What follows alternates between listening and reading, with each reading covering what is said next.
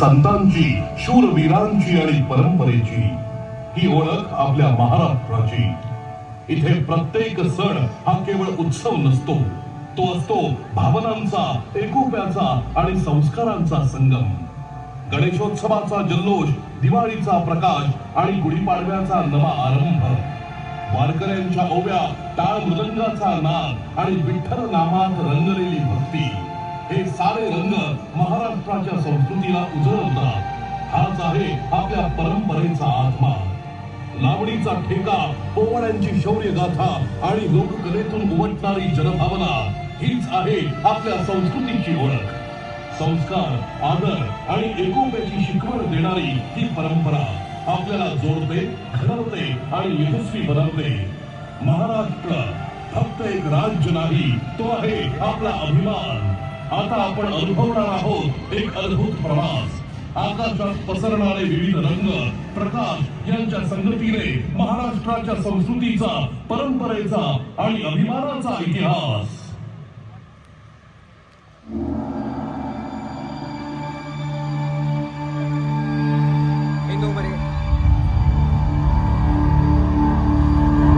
आता विश्वात्मके देवे, येणे वाग्यज्ञे तोषावे, तोषोनी मज द्यावे पसाय दान हे. विश्व कल्याणाचे पसाय दान मागणाऱ्या ज्ञानेश्वर माऊलींचा हा महाराष्ट्र. ज्ञानेश्वरीच्या माध्यमातून भगवद्गीतेचा अर्थ सर्वसामान्यांना सांगणाऱ्या माऊलींचा हा महाराष्ट्र. भागवत धर्माचा पाया रचणाऱ्या ज्ञानेश्वर माऊलींची ही 750वी जयंती. दुरितांचे तीव्र जाओ, विश्व स्वधर्म सूर्ये पाहो म्हणणाऱ्या ज्ञानेश्वर माऊलींना विनम्र अभिवादन.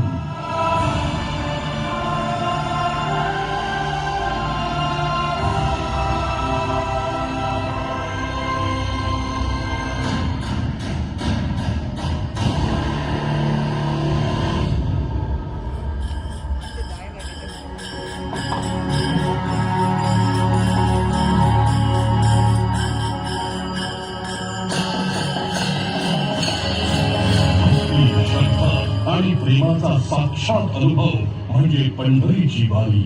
28 युग आपल्या भक्तजनांसाठी कटेवरी हात ठेवून विटेवरी उभा असलेला सावळा विठुराया आणि त्याची सोबतीण रखुमाई. वारकऱ्यांच्या अंतःकरणात वसलेली ही भक्ती शब्दात मावणारी नाही. विठू नामाच्या जयघोषात मनाला मिळते शांती. ज्ञानोबा तुकोबाच्या अखंड नामस्मरण करत वारकरी निघतात पंढरीच्या दिशेने. ना थकवा ना तक्रार, फक्त एकच आस विठुरायाच्या दर्शनाची. वारकऱ्यांच्या भक्तीचा उत्कट आविष्कार म्हणजे रिंगण सोहळा. हा क्षण फक्त पाहण्याचा नसतो, तो अनुभवण्याचा असतो. गुलामगिरी खितपत पडलेल्या महाराष्ट्राला स्वराज्याचं स्वप्न दाखवलं ते छत्रपती शिवरायांनी. धैर्य, स्वराज्य, शिवछत्रपतींच्या प्रत्येक लढाईत होता शौर्याचा तेजस्वी इतिहास. त्यांच्या प्रत्येक निर्णयात होता न्यायाचा ठसा, स्त्रियांचा सन्मान, धर्मनिरपेक्षता आणि प्रजेसाठीची बांधिलकी. ढोल ताशा हा केवळ वाद्यांचा गजर नाही, तर तो आहे महाराष्ट्राच्या अस्मितेचा हुंकार. तेव्हा ते जगाला सांगतात, आम्ही एक झालो तर अशक्यही शक्य आहे.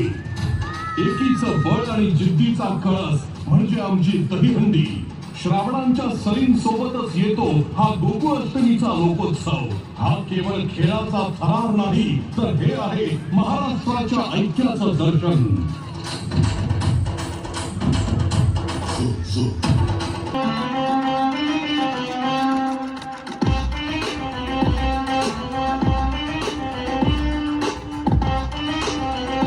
स्वप्नांची नगरी, कधी न थांबणारं शहर मुंबई. इथे प्रत्येक माणूस स्वप्न घेऊन येतो आणि मेहनतीनं ती पूर्ण करतो. उंच इमारती, गर्दीची लोकल आणि धावपळीचं जीवन. पण या सगळ्यापर्यंत ही आहे भारताची आर्थिक राजधानी, आमची मुंबई.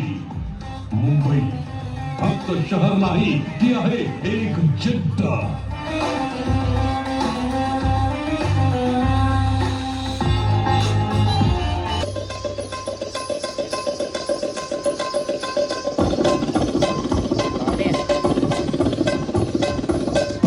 महाराष्ट्राच्या मातीत रंगांचा गुलाल जेव्हा उधळला जातो आणि ढोलकीचा ठसकेबाज आवाज खुमतो तेव्हा एका क्षणात काळजाचा ठोका चुकतो. कारण ही आहे आपली लावण्यवती लावणी. लावणी म्हणजे सौंदर्याचा एक अनमोल दागिना, जिच्या नजाकतीला आणि अदाकारीला तोड नाही. कधी शृंगाराचा ओघ होऊन वाहणारी तर कधी वीर रसाची तलवार होऊन तळपणारी ही लावणी म्हणजे मराठी संस्कृतीचा सर्वात देखणा आविष्कार. अस्पृश्यता, जातीभेद आणि अन्याय विरुद्ध त्यांनी ठाम भूमिका घेतली. भारतामध्ये आरक्षणाची संकल्पना सर्वप्रथम प्रत्यक्षात आणणारे ते अग्रदूत ठरले. समाजातील मागासवर्गीयांना न्याय मिळावा ही त्यांची प्रामाणिक धडपड होती. राजर्षी छत्रपती शाहूंचा प्रत्येक निर्णय हा समानतेसाठी, न्यायासाठी आणि मानवतेसाठी होता. आजही त्यांचं कार्य आपल्याला हे